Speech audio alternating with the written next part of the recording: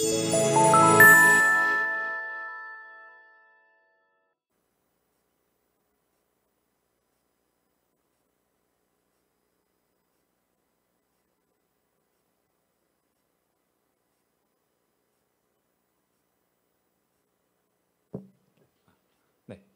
안녕하세요. 저는 한국수출입은행 인사부 홍성원 차장이라고 합니다. 채용을 담당하고 있고요. 오늘 이렇게 궂은 날씨에도 불구하고 많은 분들이 와주셔서 너무 감사드리고, 저희 오늘 이 시간을 통해서 저희 수출입은행에 대한 업무에 대한 좀 이해도와 그리고 채용에 대한 이해도를 높여갈 수 있는 그런 귀한 시간이 될 수 있으면 좋겠습니다.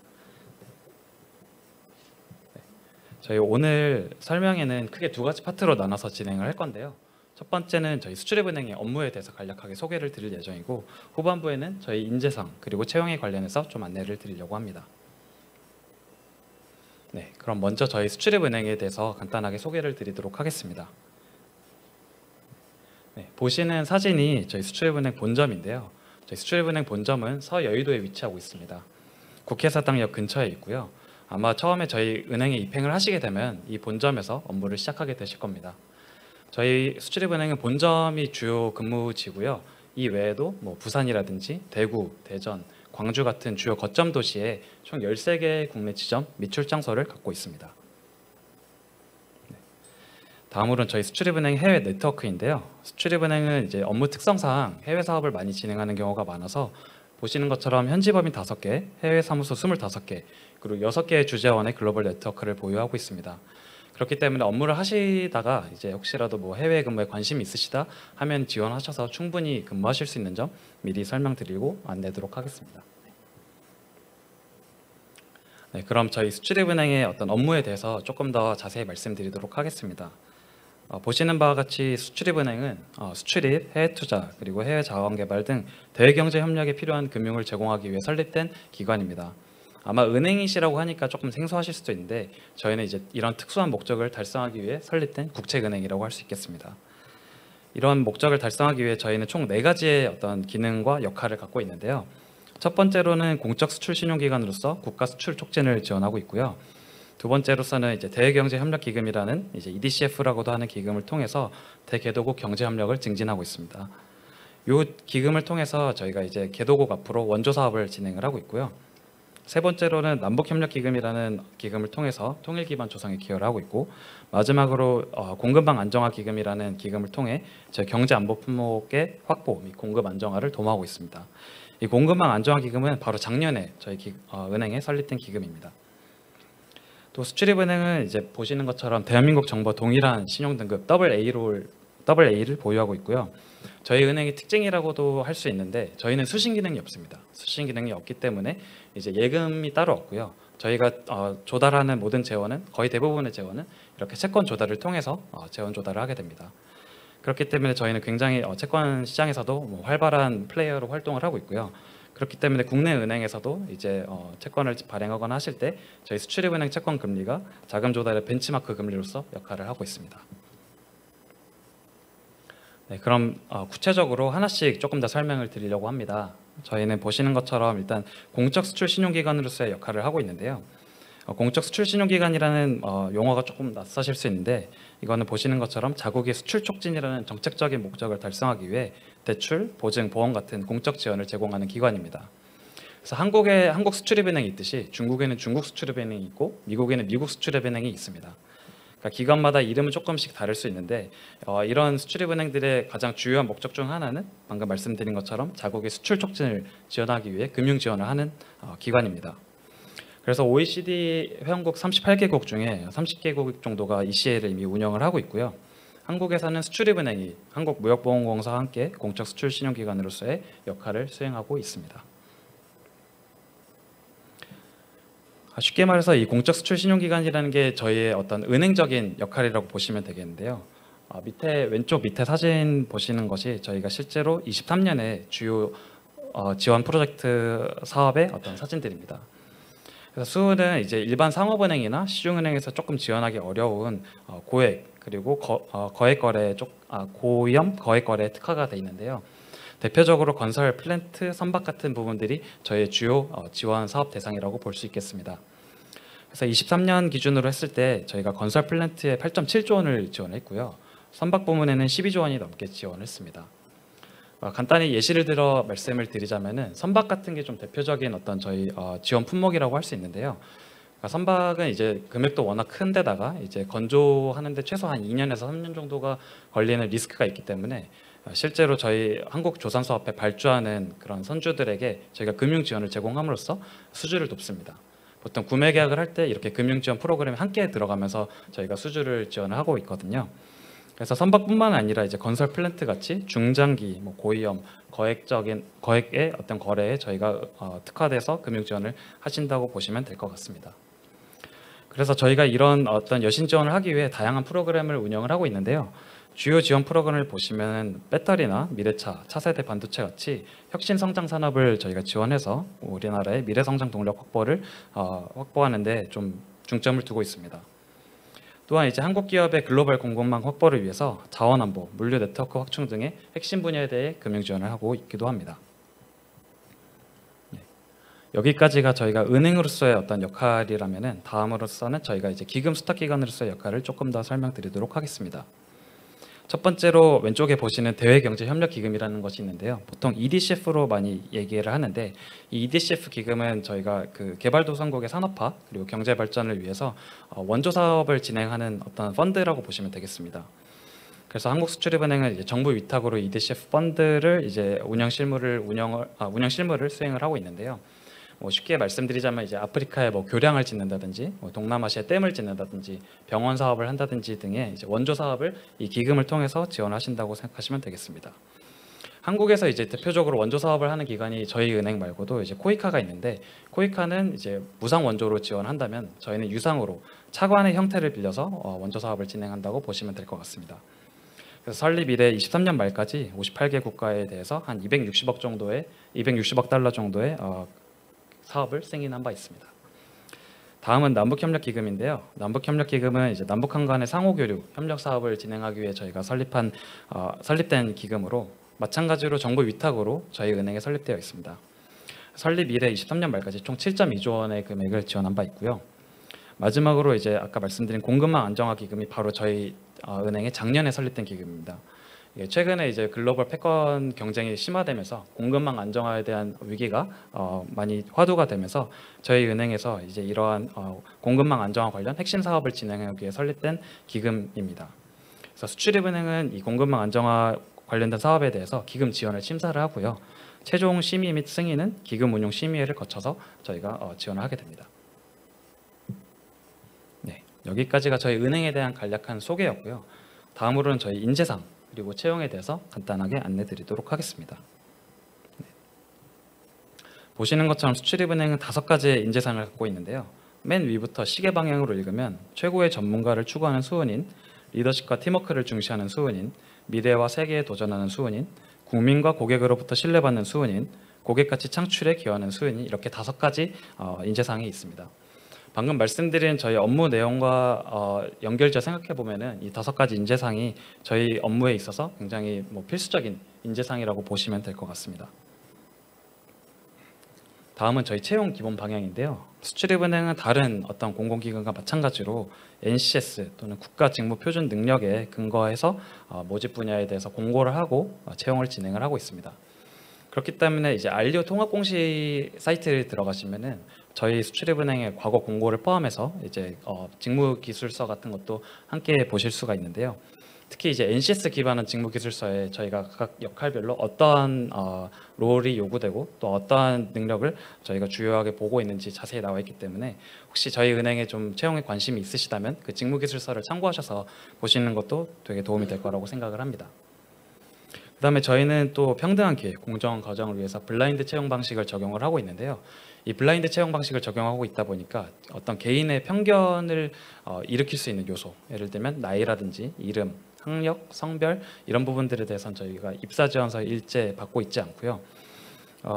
다만 이제 이 블라인드 채용 관련해서 많이 문의를 주시는 게 그러면은 과거 직장 경력이나 이런 거는 쓰면 안 되냐라고 문의를 주시는데 직무 관련된 경험은 저희가 다 허용을 해드리고 있거든요. 그렇기 때문에 이제 어떤 편견을 일으킬 수 있는 방금 말씀드린 나이라든지 성별, 출신 지역 이런 것들은 적지 않지만은 직무 경력은 충분히 적어주셔도 상관없습니다. 그래서 이제 주요 채용에 대해서 간단히 말씀을 드리려고 하는데 저희가 아직 연초이다 보니까 25년 채용 계획은 아직 수립하지 않은 상태입니다. 그렇기 때문에 작년 24년 기준으로 말씀을 드릴 수 있을 것 같고요. 저희가 채용 직종이 굉장히 다양하지만은 오늘은 이제 특별히 그 중에서도 약간 여러분들께서 관심 가지실 만한 전문직 행원과 청년 인턴 위주로 저희가 설명을 좀 드리려고 합니다. 그래서 전문직 행원 같은 경우 저희가 작년에 상반기에 46명, 하반기에 44명을 채용을 해서 총 연간 90명을 채용을 했는데요. 사실 이 수치가 예년 대비, 평균 대비는 조금 많은 수치이긴 합니다. 왜냐하면 아까 말씀드린 그런 공급망 안정화 기금이 저희에게 새로 기금이 설립되면서 좀 인원이 늘어난 측면도 있어서 이 부분은 약간 평균보다는 많은 수치임을 감안해 주시면 좋을 것 같고요. 채용 부문 같은 경우는 이제 공통 직렬로 저희가 경영 경제, 지역 전문가, 보훈 이렇게 채용을 했고요. 상반기 특수 직렬로는 법학, 토목, 환경, 조선, IT 등 좀 다양한 직종을 채용을 했습니다. 하반기에 된 EDCF 직렬을 특수 직렬로 추가로 채용을 했고요. 올해 같은 경우도 이제 상하반기 우선 채용을 예정을 하고는 있는데 말씀드렸듯이 아직 채용 계획이 수립 이전이기 때문에 이 부분은 좀 변동 가능하신 점 참고하시면 좋을 것 같습니다. 또 많이들 문의 주시는 게 그러면 이제 뭐 법학이나 토목 같은 이제 특수 직렬은 언제 뽑는 거냐라고 문의를 많이 주시는데 사실 이런 특수 직렬은 저희 은행 내부의 수요나 어떤 정현원 이슈에 대해서 좀 내부적으로 검토를 한 다음에 저희가 채용을 하고 있는 거여서 정확히 뭐 어느 시점에 얼마만큼 인원을 채용할 수 있다 이런 부분은 조금 설명드리기 어려운 점 양해 부탁드리겠습니다. 그 다음은 청년 인턴인데요. 청년 인턴 같은 경우 작년 총 138명을 채용을 했습니다. 138명을 채용을 했지만 사실 상반기에 135명을 채용을 했고요. 하반기는 저희가 보통 채용을 하지 않거나 아니면 채용을 하더라도 장애인분들 대상으로 장애인 청년 인턴을 별도로 채용을 하고 있습니다. 그렇기 때문에 메인은 상반기에 채용을 하신다고 보시면 될 것 같고요. 부문은 보시는 것처럼 본점, 지점, EDCF, 장애인 부문으로 크게 4가지로 나눠서 채용을 진행을 했습니다. 본지점은 말 그대로 이제 본점과 지점에 근무하시는 인턴 전형이라고 생각을 해주시면 될 것 같고요. EDCF 전형은 좀 특이하게 아까 저희가 말씀드린 해외 사무소 중에 EDCF 특화된 사무소들이 있습니다. 그러니까 뭐 예를 들어 뭐 캄보디아나 뭐 아프리카, 뭐 탄자니아 같은 그런 사무소에 가셔서 직접 해외로 나가셔서 근무를 하시는 그런 전형으로 보시면 될 것 같습니다. 청년 인턴을 수료를 하시거나 우수 인턴에 선정이 되시면은 저희 전문직 행원 채용에 있어서도 우대 사항이 있다는 점 같이 말씀드리겠습니다. 그리고 말씀드린 바와 같이 이 전형들은 모두 24년 기준이기 때문에 25년 채용은 저희가 나중에 공고를 올리시면은 세부 사항은 그 공고문을 참고해 주시면은 좋을 것 같습니다. 다음은 이제 구체적인 채용 전형에 대해서 좀 말씀을 드리고자 하는데요. 마찬가지로 24년 기준이고 전문직 행원부터 먼저 말씀드리자면은 전문직 행원은 1, 2차 필기 전형, 1, 2차 면접 전형을 통해서 저희가 선발을 했습니다. 그래서 따로 서류 전형은 없었고요. 저희가 모두 입사 지원서를 이제 작성하신 모든 지원자분들은 바로 1차 전형, 1차 필기 전형을 응시하게 되셨습니다. 다만 이제 서류 같은 경우는 그렇다고 이제 자소서를 안 쓰거나 그런 것은 아니고요. 자기소개서를 쓰시는데 그거는 적부로 들어갔고 이제 지원하신 분들에 한해서 모두 다 1차 시험을 보시게 되는 그런 구조로 진행을 했습니다. 그래서 1차 시험은 NCS 직업기초능력평가로 요거는 다 그 객관식으로 출제가 됩니다. 그래서 OMR로 이제 작성을 하셔서 문제를 푸시게 되고요. 1차 시험을 통과를 하시면은 2차 직무수행 능력 평가를 보시게 되는데 쉽게 말씀드려서 요거는 전공 시험이라고 보시면 되겠습니다. 아까 말씀드린 저희 직렬에서 이제 뭐 경영 경제 뭐 아니면은 뭐 토목 같은 그런 직렬 관련된 문제가 출제가 되고요. 논술 시험도 같이 출제가 됩니다. 그래서 2차 시험은 약술형, 서술형으로 모두 출제가 되기 때문에 이 부분 참고해 주시면 좋을 것 같습니다. 2차 시험까지 통과를 하시면 이제 면접 전형으로 넘어가게 되시는데요. 면접 전형은 저희가 특이하게 이제 그 중간에 토익 스피킹 라이팅을 따로 실시를 합니다. 그래서 2차 필기 합격자분들 대상으로 토익 스피킹 라이팅을 이제 실시하게 되고 이거는 실제로 YBM에서 보시는 토익 스피킹 라이팅과 동일한 시험이라고 보시면 되겠습니다. 그래서 토익 스피킹 라이팅과 그 다음에 이제 1차 면접을 보시게 되는데 1차 면접이 이제 실무진 면접이라고 보시면 됩니다. 저희가 작년 같은 경우는 PT 면접이랑 인버스캡 면접이라는 면접을 같이 진행을 했는데요. 이제 이 인버스캡 면접 관련해서 좀 질문이 있으셔서 간단히 말씀을 드리면은 PT 면접은 뭐 많이들 해보셔서 아실 것 같고 인버스캡 면접은 저희가 실제로 직무를 하시는 가운데서 업무를 하시는 가운데서 뭔가 맞닥뜨릴 수 있는 상황들을 지원자분께 드립니다. 그럼 그 지원자분들께서 그 상황에 대해서 이해를 하시고 그 면접관들 앞에서 문제를 푸시면서 저희가 그 지원자분들의 문제 해결 능력이라든지 업무 태도 그런 것들을 종합적으로 고려하는 면접이라고 보시면 될 것 같습니다. 그래서 1차 면접까지 보시게 되면은 2차는 이제 경영진 면접으로 조직 가치 적합도 평가를 보시게 됩니다. 그래서 요 조직 가치 적합도 평가에서는 아까 말씀드린 인재상 그리고 이 지원자의 업무 태도 그런 것들을 중점적으로 저희가 보게 됩니다. 두 번째로 이제 청년 인턴 채용 전형에 대해 말씀드리면 청년 인턴 채용 전형은 방금 말씀드린 전문직과는 약간 다릅니다. 그래서 서류, 필기, 면접 전형 이렇게 세 가지 전형으로 나뉘어서 보시게 되고요. 서류 전형에선 자기소개서와 이제 정량 지표를 평가를 하는데 정량 지표 같은 경우는 영어 성적, 제2외국어 성적 그리고 뭐 자격사항 같은 거를 종합적으로 저희가 고려를 해서 평가를 하게 됩니다. 그래서 서류 전형을 통과를 하신 분들에 대해서 필기 전형을 보시게 되고 필기 전형은 아까 말씀드린 전문직 1차와 마찬가지로 NCS 직업 기초 능력 평가를 보시게 됩니다. 마찬가지로 객관식으로 진행이 되고요. 마지막으로 이제 조직 가치 적합도, PT 면접으로 이제 면접 전형을 보시고 최종 합격자 선발이 되게 됩니다. 이 전형도 마찬가지로 24년 상반기 청년 인턴 채용 공고를 기준으로 말씀드린 거고요. 상세적으로 저희가 이제 올해 채용하는 어떤 청년 인턴이나 전문직 채용원은 25년에 공고될 채용 공고문을 참고를 해주시면 좋을 것 같습니다. 네, 이상으로 저희 그 수출입은행 업무와 채용 관련된 설명은 여기서 마치도록 하고요. 저희가 좀 시간이 남아서 혹시 질문 사항 있으시면 추가적으로 질문 좀 받도록 하겠습니다.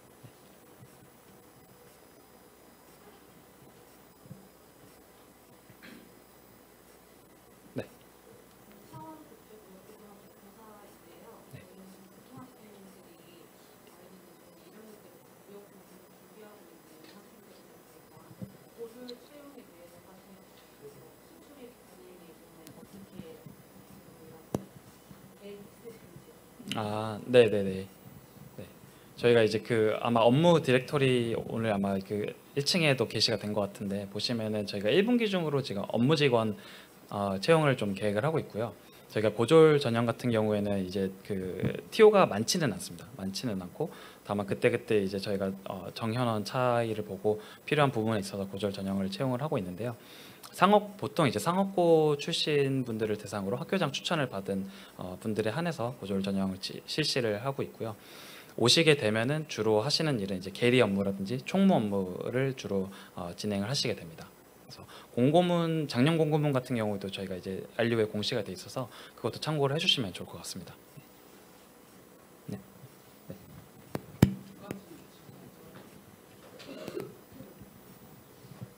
네, 그 두 가지 질문 드리고 싶은데요. 첫 번째는 그 청년 인턴형은 그럼 체험형 인턴이 맞는지 여쭤보고 싶고, 두 번째로 법학과 같은 전문직 경우에 이제 변호사나 변리사, 노무사 같은 자격증 있는 분들을 대상으로 선발을 하는 건지 아니면은 자격증이 없어도 그냥 그 지원이 가능한지 여쭤보고 싶습니다. 네. 우선 청년 인턴 같은 경우에는 다 체험형 인턴으로 저희가 진행을 하고 있고요. 아까 말씀드린 그런 일반 본지점 장애인 분들은 5개월 정도 저희가 근무를 하고 있고 EDCF는 6개월 정도 근무를 하시게 됩니다. 그리고 법학 직렬 관련해서 뭐 법학뿐만이 아니더라도 저희는 이제 자격증을 필수 요건으로 제한하고 있지는 않고요. 그 시험 자체를 이제 법학으로 보시게 됩니다. 그래서 자격증은 필수 요건이 아니고 실제로 뭐 꼭 변호사나 이제 뭐 CFA 자격증이 없으셔도 들어오시는 분들이 많습니다. 네.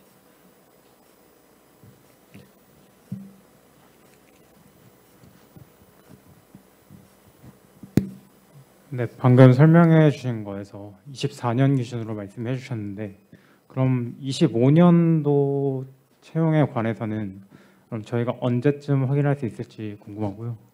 그리고 지금 저희 필기 전형에서 저희 법학, 토목, 환경, 조선, IT 같은 경우에는 전공 시험과 금융기초 지식, 일반 논술을 같이 본다고 알고 있습니다.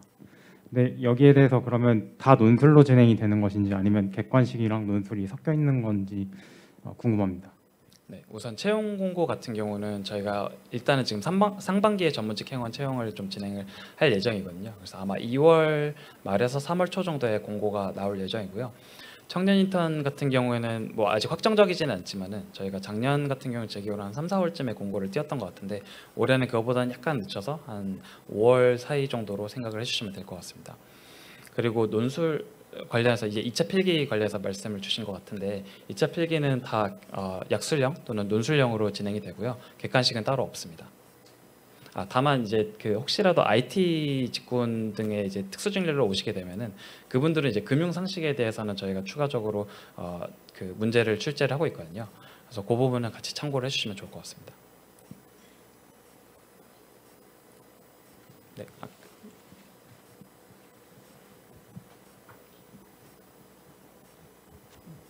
안녕하세요. 저 평가 기준이 허들식인지 아니면 필기 전형 점수가 면접 전형까지 반영이 되는지 궁금합니다. 네, 그 제로 베이스신지 아니면은 뭐 누적형인지 많이 물어보시는데 이건 사실 저희 내부 평가 기준에서 따로 공개는 하고 있지 않은 점 양해 부탁드리겠습니다.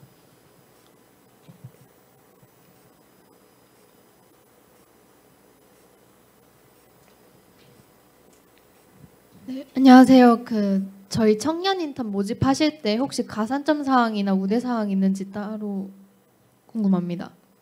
네. 청년 인턴 모집할 때 저희 우대 사항으로는 이제 뭐 외국어 성적이랑 이제 자격증 같은 것들이 이제 그 가점 형태로 들어가게 되는데요. 상세한 거 이제 저희 작년 공고문이랑 올해랑 크게 차이는 없을 것 같거든요. 그래서 그 공고문에 나와 있는 자격 사항이라든지 외국어 점수 같은 것들을 참고를 해주시면 좋을 것 같습니다.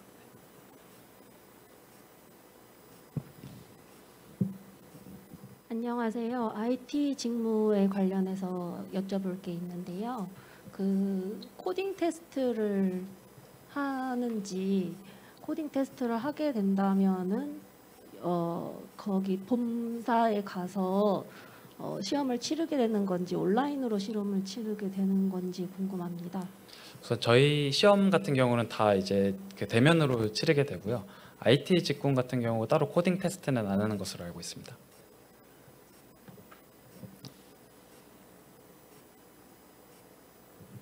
저기 여자.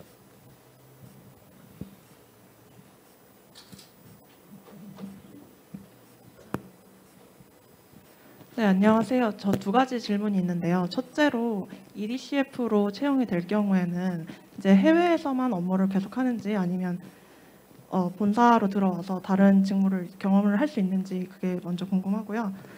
두 번째로는 이제 아까 특별히 뭐 금융 관련된 자격증이 없어도 된다고 말씀은 하셨지만 그래도 뭔가 이 자격증이 있거나 혹은 이런 공부를 하거나 경험이 있으면 도움이 된다는 그런 자격증이나 뭐 혹은 파트가 있는지 좀 말씀해 주시면 감사하겠습니다.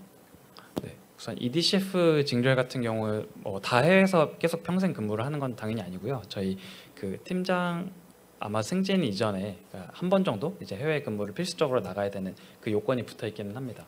물론 그 외에도 이제 본인이 좀 더 희망을 하시면은 해외 근무를 당연히 추가로 더 하실 수는 있고요.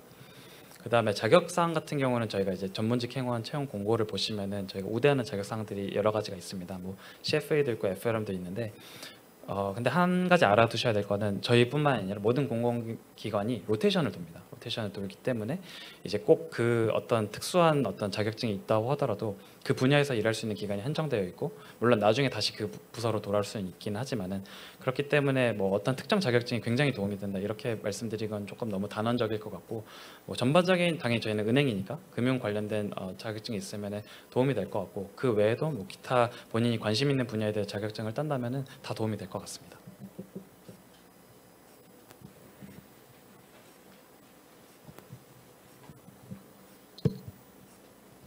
그 혹시 지역 전문가로 지원할 경우에 그 근무는 이제 제가 지원한 권역에서만 이제 쭉 도는 건지 궁금하고 그리고 두 번째는 청년 인턴 그 지원할 때 좀 전에 그 제2외국어 영역을 말씀하셨는데 토익 같은 외국어랑 제2외국어가 같은 가점 영역에 있는 건지 아니면 따로 이제 있는 건지 궁금합니다. 네, 일단 지역 전문가로 들어오시게 되면은 이제 그 당연히 이제 그 지점 근무를 하시게 될 텐데 일단은 한 가지 말씀드릴 게 지역 전문가로 들어오시면 한 8년 정도를 근무를 하셔야 되거든요. 그래서 근데 그게 꼭 본인이 지원하신 물론 본인이 지원하신 권역 위주로 저희가 반영을 해드리려고는 하지만은 어떤 은행의 어떤 뭐 TO적인 상황이나 그런 부분에 따라서 다른 권역으로 가실 수도 있습니다. 네. 그래서 그거는 실제적으로 저희가 어떤 인사 정책에 따라서 조금 변동이 될 수 있는 부분이고요. 그 다음에 청년 인턴 관련해서 말씀을 주셨는데 그 제2외국어 외국어는 다 이제 그 별도로 들어가는 가점 항목이긴 한데 정확한 어떤 배점이나 그런 것들은 저희가 따로 이렇게 내부 평가 기준이기 때문에 공개는 해드리기 어려운 점 좀 양해 부탁드리겠습니다.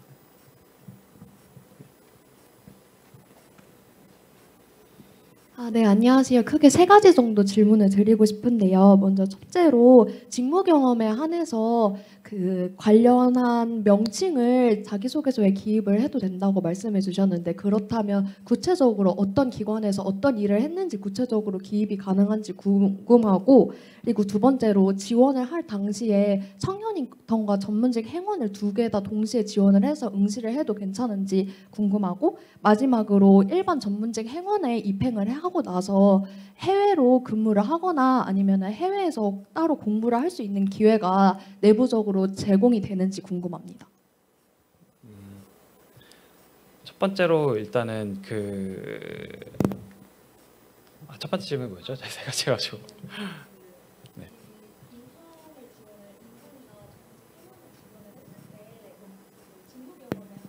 네네네.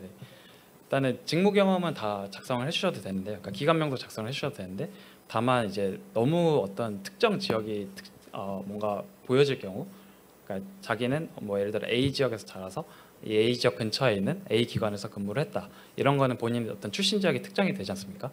그래서 그런 것들을 제외하고서는 뭐 예를 들면은 뭐 수출입은행에서 뭐 청년 인턴으로 뭐 여신 지원 업무를 했습니다. 이런 부분들에 대해서는 다 기입을 해주셔도 됩니다. 그리고 두 번째가 청년 인턴과 전문직 행원을 동시에 지원하셔도 되는데요. 다만 이제 저희 전문직 행원 공고나 이제 다른 여타 공고에도 나와 있을 텐데 예를 들어 청년 인턴에 최종을 합격을 하고 그다음에 전문직 행원에 지원을 했는데 전문직 행원에 1차 전형에 합격을 하실 경우에는 청년 인턴 근무하시는 거는 이제 취소가 됩니다. 그렇기 때문에 동시에 지원을 하셔도 결국 하나는 포기를 하셔야 되고요. 그다음에 마지막으로 이제 해외 근무 관련해서 말씀을 주셨는데 해외 근무에서 어떤 거죠?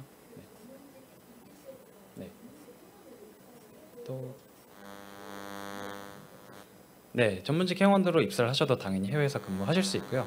해외 근무는 이제 저희가 지역 전문가처럼 필수적으로 이제 지정 근무를 해야 된다 이런 것은 아니고요.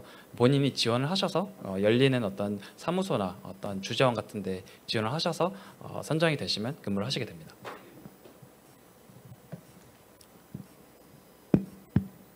네, 마지막으로 직무 관련해서 좀 질문을 드리고 싶어요. 저 같은 경우에는 기술 직군이어가지고 만약에 기술 직군으로 이제 지원을 하게 되면 맡을 업무가 국가 기반 산업 지원이나 주요 뭐 산업 지원 프로그램들이 될 것 같은데 그와 관련해서 어떤 업무들을 더 하게 될지 좀 더 자세하게 설명해 주셨으면 감사드리겠습니다.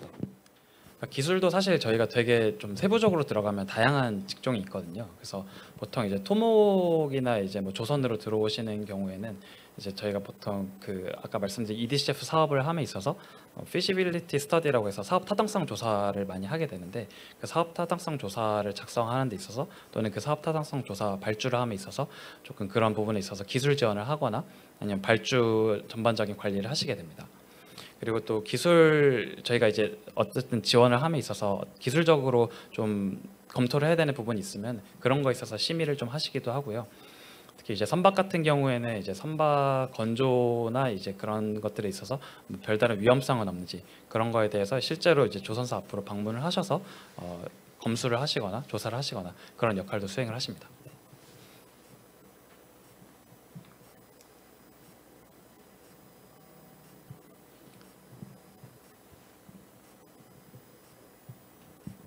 그럼 혹시 IT 직렬로 들어가면 어떤 일을 하게 되는지 궁금합니다. IT 직렬로 들어오시게 되면은 이제 크게 한 두세 가지 정도로 나눠볼 수가 있는데요.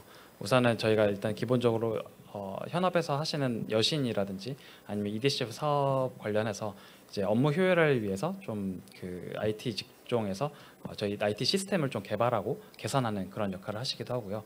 서버 유지 관리도 하시고 그다음에 이제 정보 보안 관련해서 업무를 진행하시기도 합니다. 근데 보통 이제 직개발도 하시기는 하는데요. 직개발보다는 IT 외주분들이랑 같이 협업해서 업무를 진행하시는 경우가 더 많은 것 같습니다.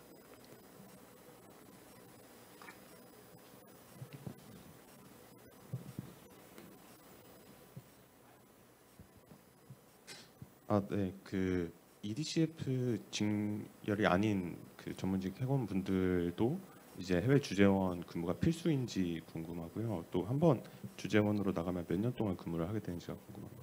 네, 필수는 아니고요. 이제 해외 근무는 다 이제 본인이 쓰시는 분들에 한해서 원하시는 분들에 한해서 선정 절차를 거쳐서 근무를 하시게 되고요. 한번 근무하시게 되면 이제 대리급들은 보통 2년을 근무를 하시고 본인의 희망이나 이제 어떤 회사의 인사 상황에 따라서 1년을 추가로 더 근무하실 수도 있습니다.